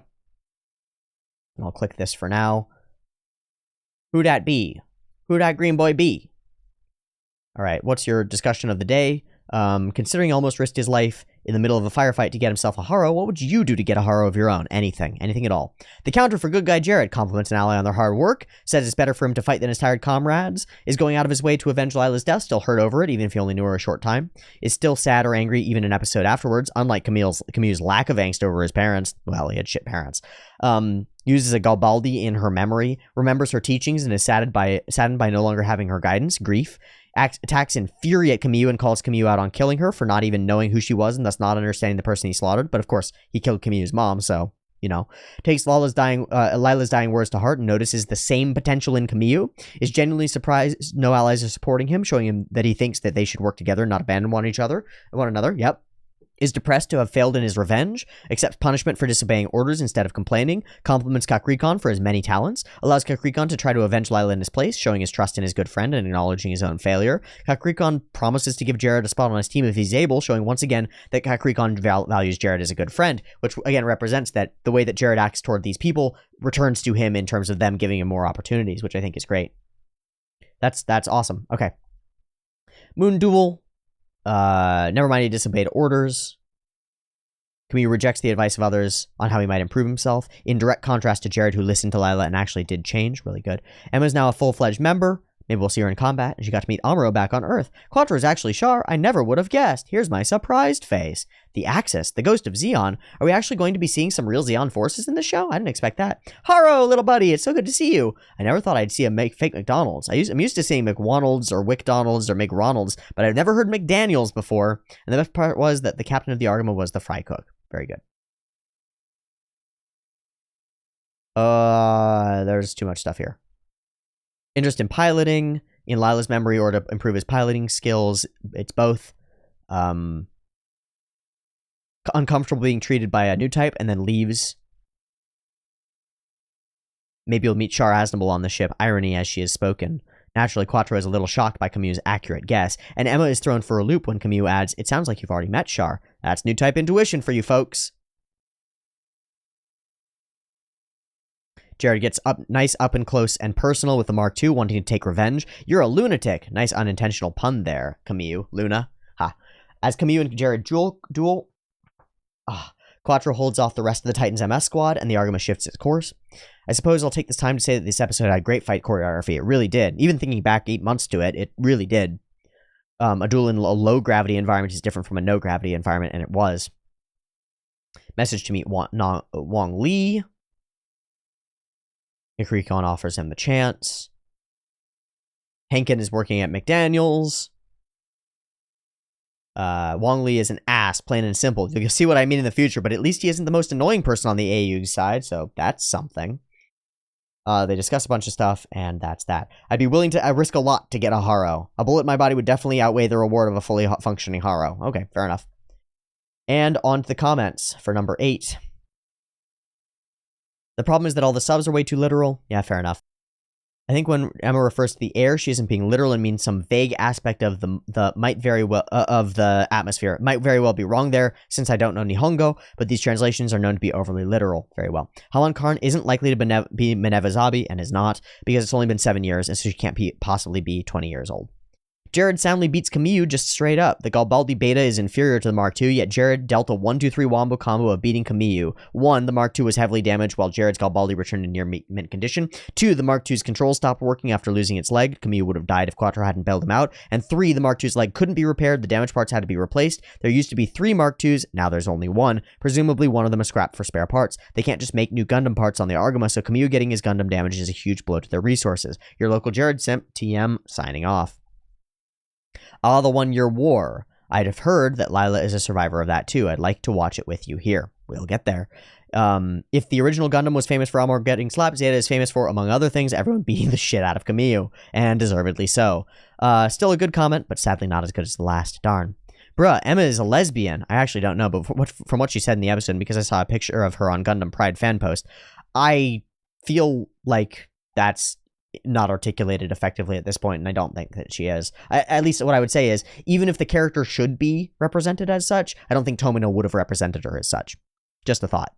Okay, and so about 2 hours in, we've covered 8 episodes, and that we've done it as fast as I fucking can, okay? And so I wanted to do more, and I can't do more. 2 hours is about the limit that I have in terms of like hard effort, mental effort all the way through.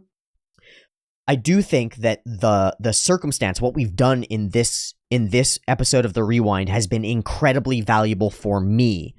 I don't know if it'll be valuable for you. Sorry for being a Wookiee. I don't know if it'll be valuable for you, but maybe it will for some of you. Regardless, I need to do it, and I'm going to do more of it. And if I find the time, I'll do it on not just Thursday so I can move toward this more quickly, because I still want to get to the real Gundam as soon as possible. But I felt like I needed to do this. I need to go back through the whole thing and get that background of the whole thing, and the only other way that I would be able to do that is by actually watching the episodes, and that's so much less efficient. This seems to be the most efficient way to get the most dense ideas about the episode that I can, and so I'm going to do this.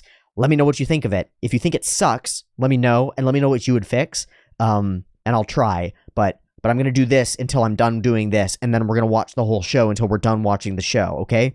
That's my commitment to y'all. So if you appreciate this attempt to understand this piece of media, because that's what it is, it's an attempt, and it's a failing, flawed, stumbling attempt. If you appreciate the attempt, if you enjoy the content, if you're getting something out of this rewatch, revisit, re-evaluation, really, rewind of Gundam, please consider supporting the channel on Patreon. What do you get for supporting the channel on Patreon? Please throw me $1. $1. And what you get on Patreon for $1 is you get access to my Discord, where there's a whole backlog in the Discord about all of the discussion that we've had about Gundam for forever. You can @ me and talk to me directly in the Discord if you'd like to. You can talk with all sorts of other people who are equally and similarly aligned with media. And I won't kick you out unless you're an asshole. So even if you just pay for the 1 month for $1 for 1 month, and then you leave, and then you never pay again, I still won't kick you out of my Discord. You can hang out and talk, okay? So come join the Discord. And if you do that $1 thing, you also get the opportunity to vote in polls and decide what I watch next on all the other slots that I'm watching, including this one when we eventually run out of steam in Gundam, which isn't going to be soon, but when we eventually run out of steam, I'm going to do another poll for an older show, an older long-running show, and it might have stuff like Ashita no Joe on it, which I know a lot of people want me to watch, and we might have to judge whether to watch that or invest ourselves into yet another season of Gundam or something like it. So if you want to help have a voice in my channel, in the existence of this thing that we're doing where we're evaluating media, you get that voice for $1. And if you want to vote, which is like a voice with power behind it, if you want to vote, you get that for $1 too. Come with me. Come on. Come on.